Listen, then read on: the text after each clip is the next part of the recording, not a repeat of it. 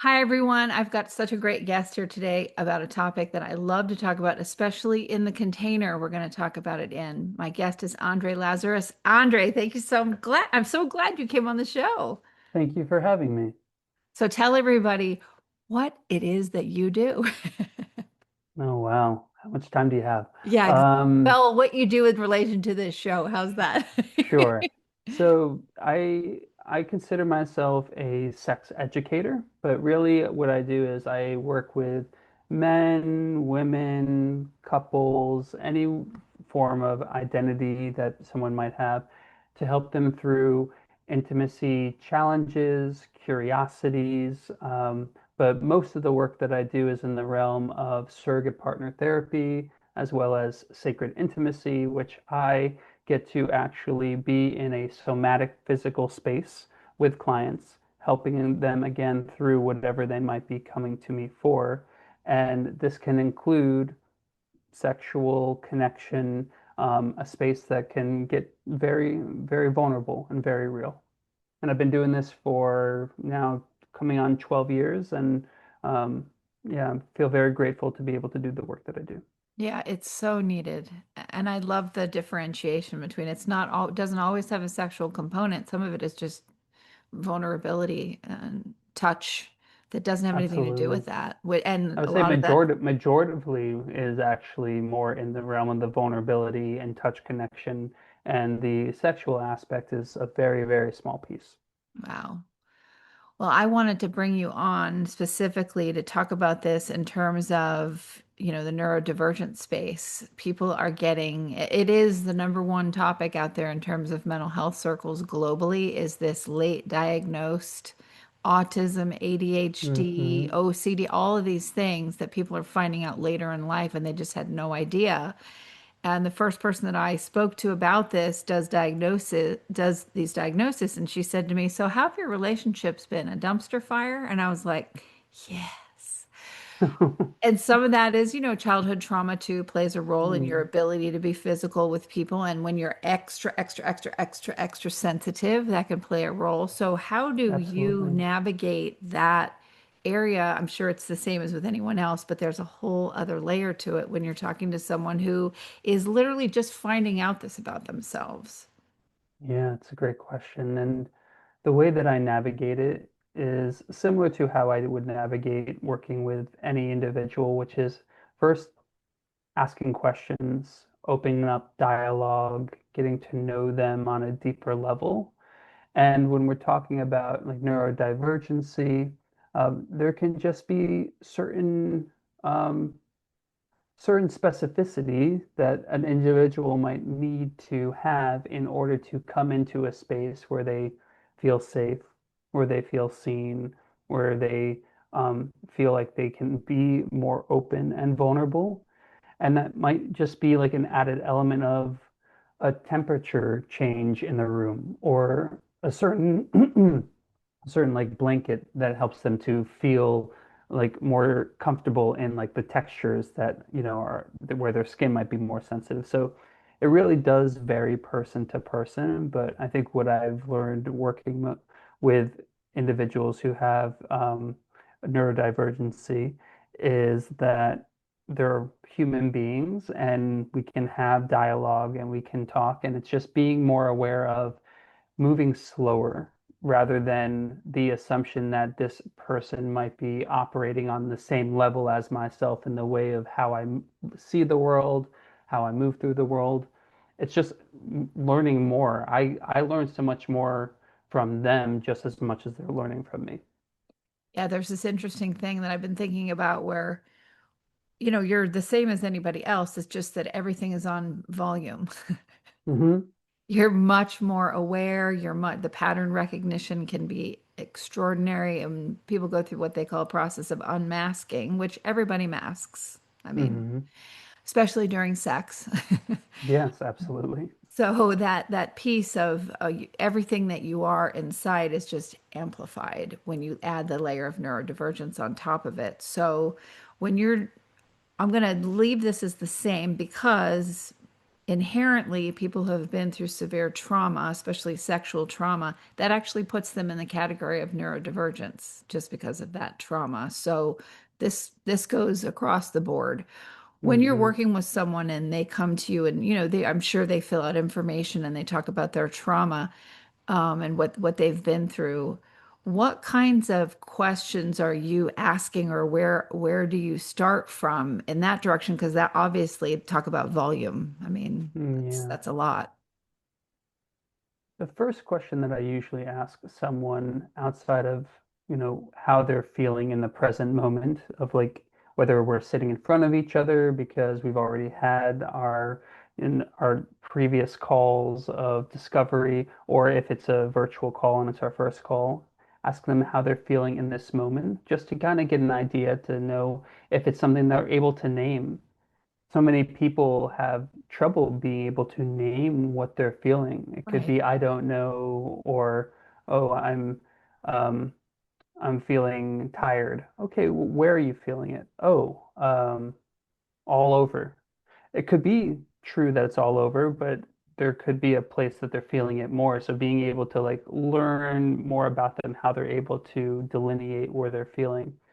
And then the next question is, I ask them, what brought you here today? Like, why are we sitting in front of each other? And that gives them a moment to share a little bit more deeply, potentially the challenge that they've been having, or they heard from about me from a friend who has worked with me before. And then from there, we start building the rapport and getting to like build what is the relationship. Because whenever I'm working with a client, the idea isn't to have this separation of I'm this practitioner and this is a client. The Right. idea is we're supposed to be forming some form of bond or relationship in this work because this is relational work. Right. And oftentimes when people hear me say that, they're like, "Oh, so you're having relationships with your clients?" I say, in a way, yes, but the idea isn't to stay in a long-term relationship with this client. It's to be in relation with them while we're working together, that they can then, once they've graduated from our time together, be able to learn the tools and the skills to have that with a partner in the future or maybe a current partner and just have more information for themselves on how to connect to their intimacy.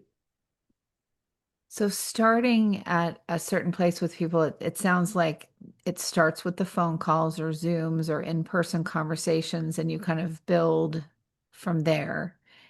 Yes.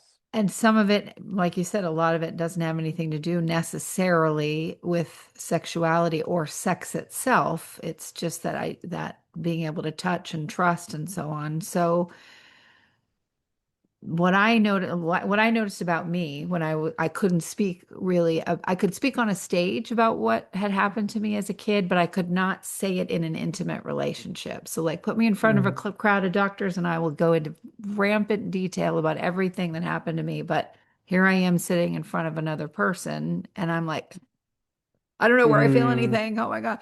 So hmm. I know I did a lot of, the somatic work to move through that. But when someone is that locked up, like what kinds of things do you do that you've seen that works to sort, and I know it's individual, so broad Hmm. strokes here, but no pun intended. But anyway, to really help someone like get out of that frozen space where you literally aren't going to be able to feel anything. You're just frozen. Yeah. I start with one of the most natural things that we do as human beings, which is breathing. Mm. And that might sound very cliche, like, oh yeah, everyone knows how to breathe. Well, you would be surprised when you're sitting in front of, again, someone that is a new person, or you're in an intimate like space or a situation.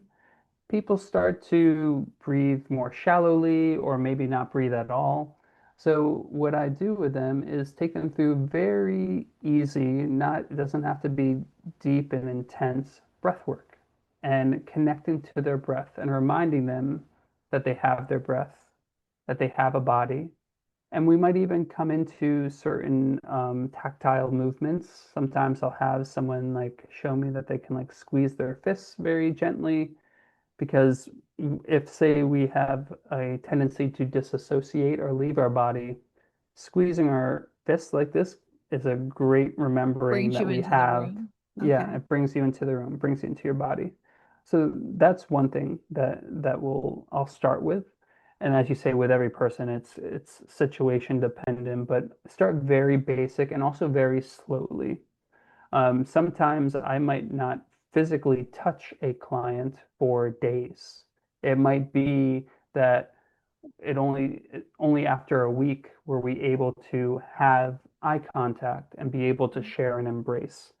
Everyone moves at a different pace, and what I like to try to explain to people is that there isn't a goal or an outcome to where we need to get to. It's whatever the pace is for you as the client who is coming to me to get to a place where you feel more comfort.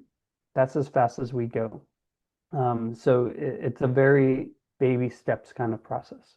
How is it for you? Because I can imagine, I'm just picturing someone that's worked with you for a while and they start having those little breakthroughs that they don't even know are breakthroughs, but they're suddenly walking differently. They're interacting with just like the general public differently because you feel different in your body because you've Hmm. had this, oh, I had connection with someone and it was safe. Wow. Mm. Like your nervous system takes a beat to, you have to keep doing that so that it goes, oh, I can go over here instead of over there. So, what is Yeah. that like for you as a practitioner to see this growth every time they come in? Yeah, I liken it to I've had animals growing up my entire life. So I liken it to like watching like if you have a puppy grow and be able to be potty trained, or if you're teaching them a new trick and they're able to do it, and like that joy of I was able to impart some form of my life experience and knowledge onto this individual and they're reaping the benefits. So it's for me it's very selfish. It's so like first is validating that I'm, Doing doing the work doing that I want something to good. do. Yeah.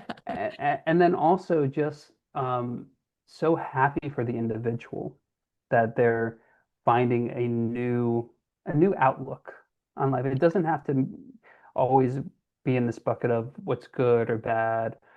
It's just a new outlook of something that they didn't maybe know about themselves before. Right. And in that brings me so much joy. And I would say there's a piece of, I think, all of us that want to feel like we either belong or that we're not alone. Or that we're And not when, grotesque or something, because a lot of us think that we yes, think we're ogres or we're covered in uh, scales or whatever, and it's yes. Dysmorphia is a big thing, and I oh would say yeah, it's with neurodivergency, dysmorphia from either body or face can be a challenge. So when we're talking about physical intimacy, generally you're going to be pretty close to another human being to share this experience. If you feel so grotesque in who you are or have so much dysmorphia that you're not a beautiful human being, the likelihood is even if your body's there, your mind's going to be somewhere else. So that's a lot of the practice we do is being able to communicate, hey, I feel like I'm leaving the experience right now. Great, that's okay that you are.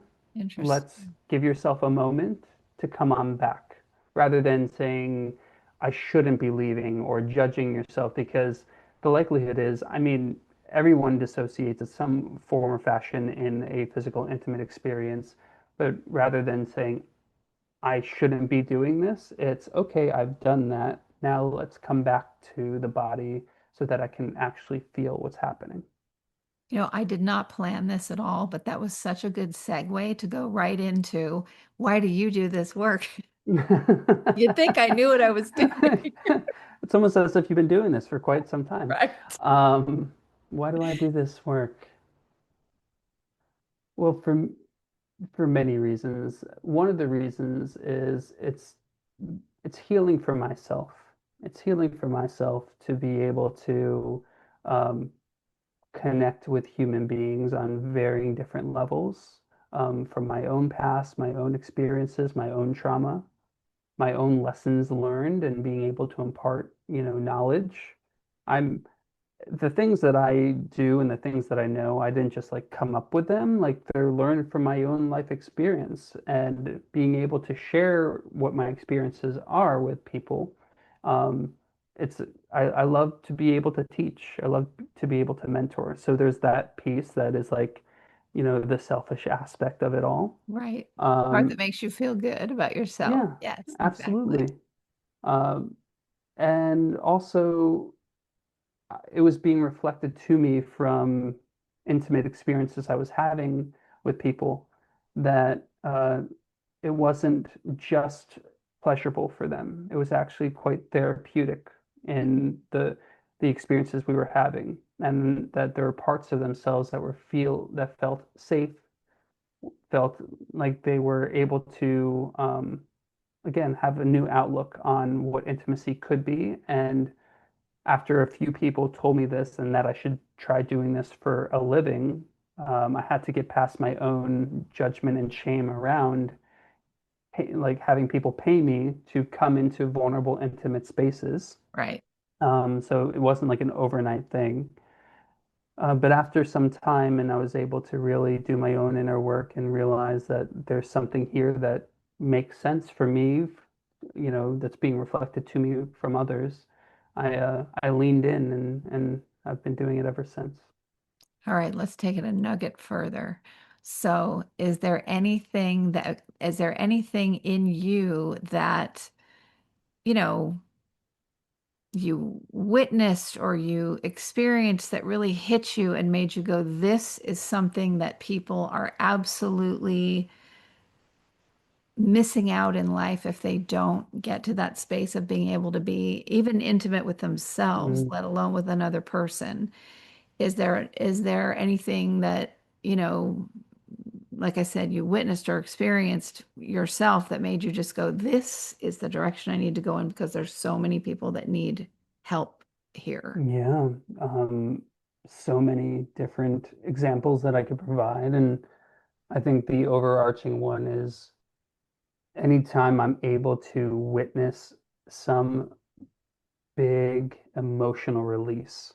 The emotional release can come in the form of tears, of, big cries. It could be fits of laughter. It could be like anger, like lashing out at me and coming at me. And all of these have happened in different sessions that I've had with clients.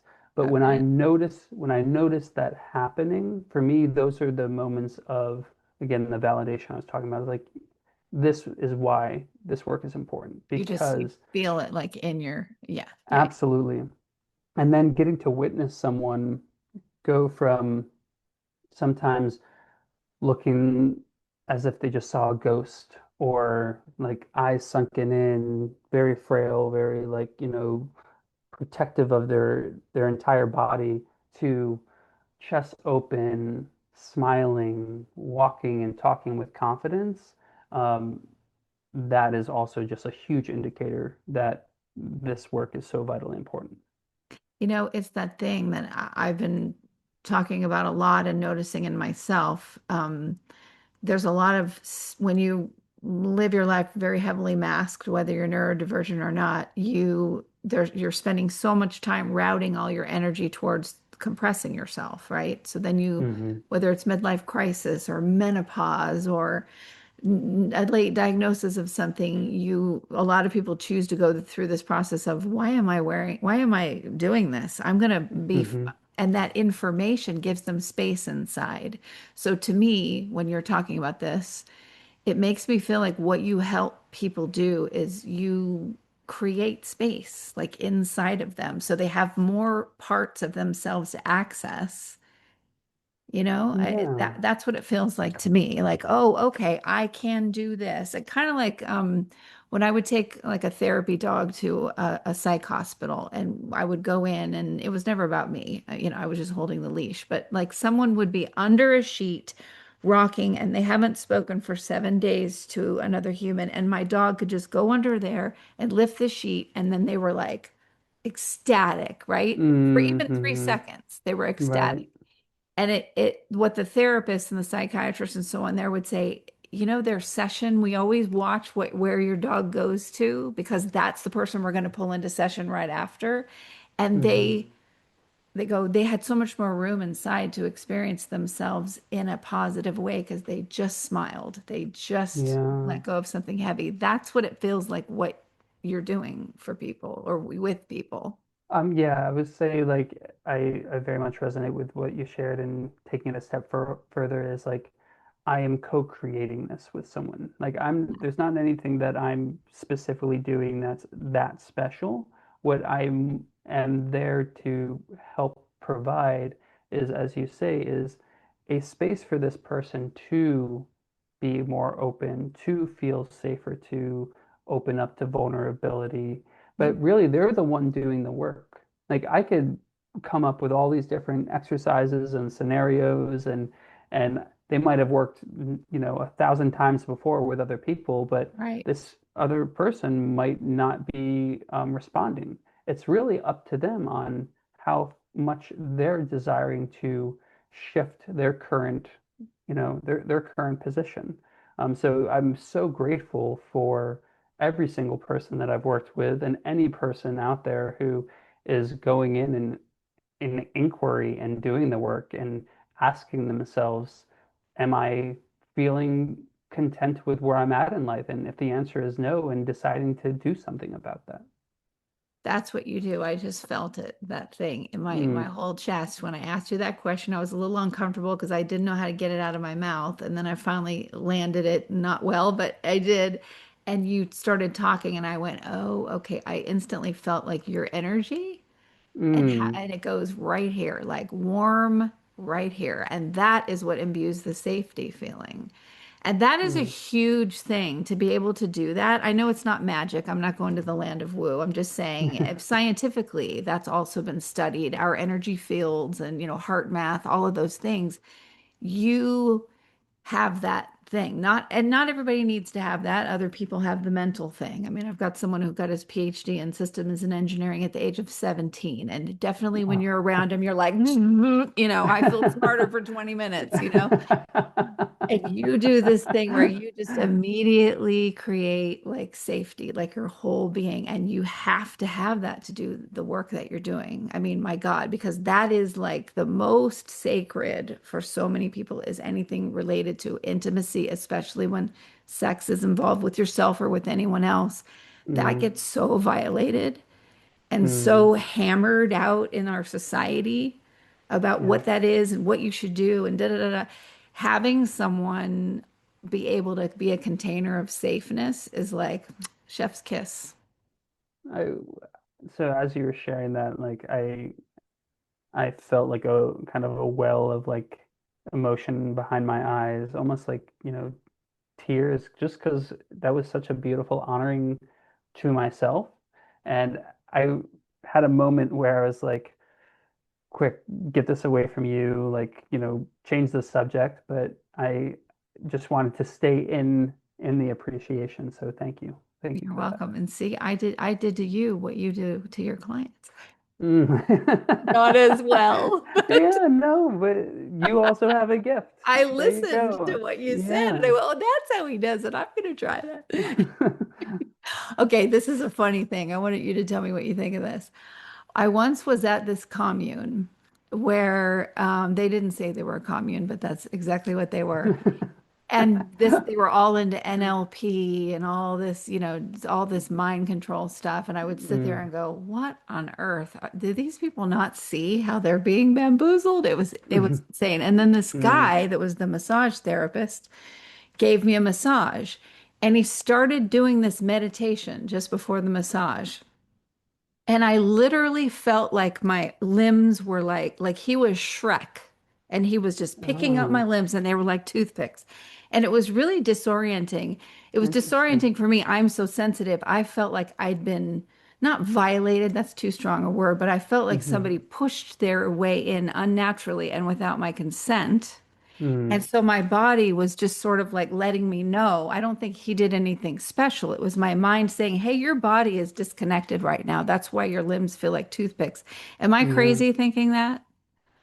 Well, I I'll say that for me, my relationship around the idea of like crazy Right, is I get it. Yes. well, And I'm mental yeah, health. So, yeah, yes. yeah. We I would say Unstable. How's that? yeah, I would say no. I think everything you said was pretty spot on. Like this is your body giving you a signal that something about the situation, and again, it doesn't have to so much be into the realm of violating, but something Right. about the Right. situation just doesn't feel comfortable for you. Right. And I often share with people like those are great messages. If you're feeling like a tight chest or queasy in your stomach around animals have these like Yeah.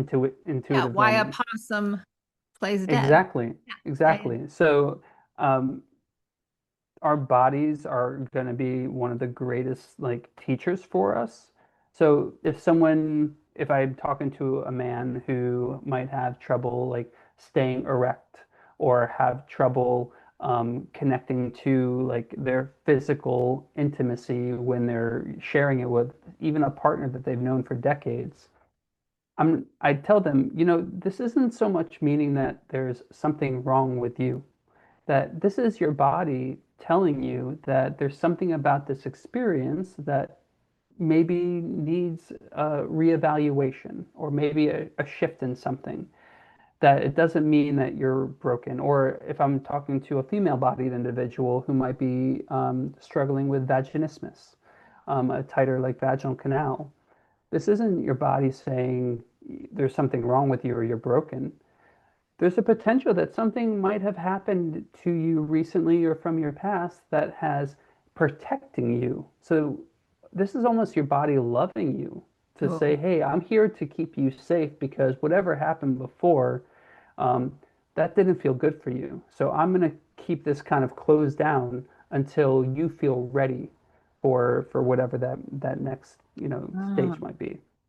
interesting. So it's keeping you safe. What a great way to reframe it and make it a net positive instead of a deficit. I And I love believe doing that. that. And I actually believe that. Yeah, exactly. Well, you're providing that safe space, which means you believe them. Yes, and you're Mhm. hearing them and honoring what they're saying. Again, all safety. Oh, I Mhm. love this. I love this so much. I could talk to you for like 3 more hours. End up being a session, and anyway.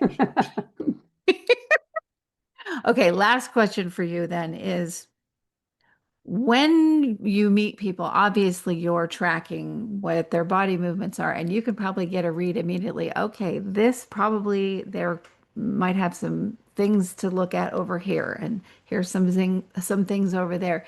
It that just probably comes naturally to you, right? That you're tracking that kind of.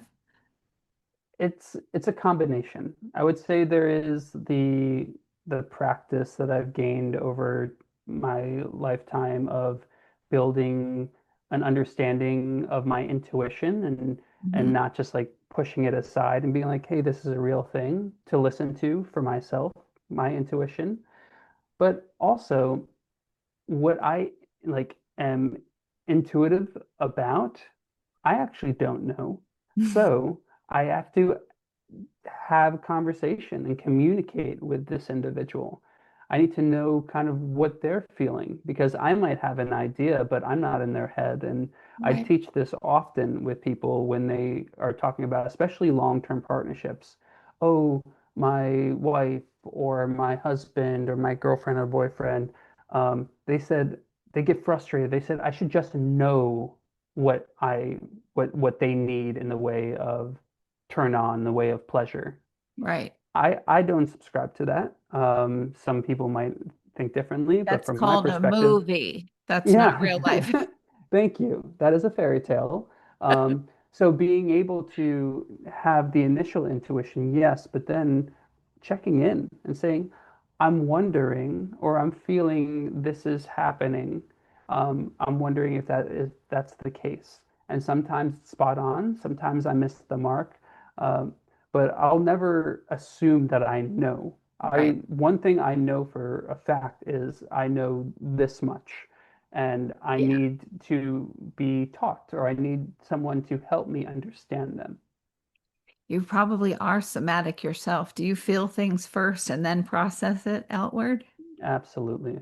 Same Absolutely. here. It's a Yeah. trip, isn't it? Because this is why I've been so careful about relationships with people because I got to stick around a minute for it to get to my head because I'm feeling all these things and I'm feeling other people's feelings. I've learned how to like Hmm. differentiate between the two now and go, that can go over there. But when you feel it first, I kind of knew somewhere don't entangle yourself with people if you really aren't sure because the abuse might start where you're still figuring it out and so you've stayed longer than someone else would have because it takes you a beat longer. That's shored up Yeah. with therapy or whatever, but when you feel it in your body, it's wonderful. It's like a superpower in many ways, but it's also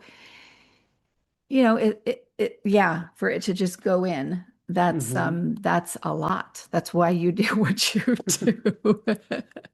And I also want to add to that to say that how our bodies or how our minds respond to another individual in, say, like a relationship or an intimate experience is going to differ. Like some people are more sexual Sure. and don't need as much of the like deeper understanding or knowing of someone on an emotional level. Some people, it's absolutely necessary. Like there's no way they're getting access to a person's to their physical body if that human being is not getting to know them on a deeper level Oh beyond yeah. just the physical I'm a crock exterior. pot and other people are microwaves. Yes. I've never heard that. I like that. I made it up.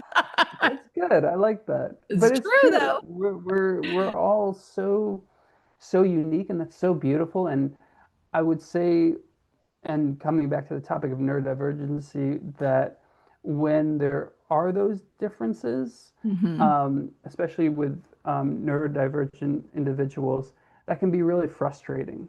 Like, Yeah, oh, like why why can I not be just like this person, or why can I not operate the same way as all these other individuals who seem like they're operating on the same wavelength. So right. that's what I go back to, like, wanting to feel like we're a part of something, wanting to feel like we're accepted, wanting to feel like we belong. And all that to say is that Yeah, whoever you are, how you are, is beautiful. And it's okay that you have certain unique desires or interests or differences.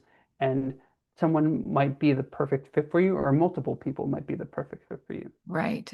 It's such an open space too that you have to carry too, because in order to do the work that you do, everybody from every walk of life, every religion, every orientation, like it's not, you're not dealing with just one lane. You're dealing with a swath. And so you really do have to Yes. be, you have to have low social hierarchy in order to do that. I feel like you just have to have, or rather than have to, you choose to just have more compassion for people, even if you don't agree with them, even if Right. you see the world differently. Like just having acceptance that this is another human being with their own wants, their own desires, and they might not have to be your best friend, but they're allowed to exist as they exist, and that be okay. Exactly. Mm, what a great thing to end on. That was so perfect. Can you tell everyone where the heck they can find you and how would they, how would they reach out to you best to say, help me? Sure, yes. I always point people to my website because that's where you can get the most information. So my website is coming, COMING dash closer, CLOSER.com. And I'm also on Instagram at Coming Closer with Andre. I try to limit how much time I spend on social media. It's a beautiful tool and it's also sometimes the bane of my existence. But Yes. if you're trying to contact me, the website is the best place to go, and I would love to have any conversation with you. Fantastic. All right. Well, we're going to stay on and chat for a minute, but Yeah. thank you so much for coming on the Thank you. show. It Yes. was fun. Appreciate you. Listeners, thanks so much for tuning in, and we'll catch you on the next episode.